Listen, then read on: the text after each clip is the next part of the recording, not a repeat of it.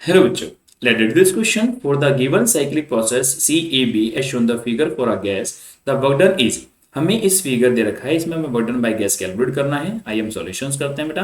हमें ग्राफ यहाँ पे प्रेशर और वॉल्यूम के बीच में गिवन है, तो हम जानते हैं कि जब भी ग्राफ प्रेशर और वॉल्यूम के बीच में ग्राफ होता है और हमसे वर्क डन पूछा जाता है, तो वर्क डन हमेशा क्या होता है कि आपको प्रेशर वॉल्यूम के बीच में जो भी ग्राफ दे रखा है उस ग्राफ का आप एरिया निकाल दो वॉल्यूम एक्सिस के रेस्पेक्ट में। तो जो एरिया होता है, एरिया अंडर द ग्राफ होता है, वो आपका हमेशा वर्क डन होता है। तो अगर हम बात करते हैं वर्क डन बाय गैस की, तो हम यही बात बोलते हैं कि वर्क डन बाय गैस जो होगा वो हमेशा क्या होगा, एरिया ऑफ पीवी ग्राफ होगा। Area under PV graph, area under pressure volume graph जो होता है वो आपके हमेशा वर्क डन बाय गैस होता है बेटा।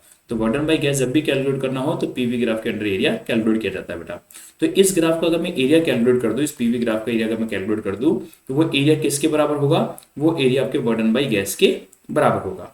तो अगर मुझे work done by gas calculate करना है यहाँ पे, तो मैं यहाँ पे क्या देख रहा हूँ कि एक ट्राइंगल बन रहा है और ट्राइंगल का जो एरिया होता है वो 1/2 इंटू बेस इंटू हाइट होता है।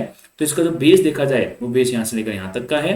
तो ये बेस कितना है बेटा, यहाँ पे 5 है और यहाँ पे कितना है 1 है। तो 1 और 5 के बीच का डिफरेंस हो गया 4, तो बेस हो गया 4। और अगर हाइट देखा जाए तो ये 1 है और ये 6 है, तो हाइट का डिफरेंस कितना हो गया, यहाँ पे 5 हो गया। तो ये 5 हो जाता है। यहाँ पे वॉल्यूम मीटर क्यूब में है, प्रेशर पास्कल में है, मतलब न्यूटन पर मीटर स्क्वायर में, सब कुछ ऐसे यूनिट्स में है।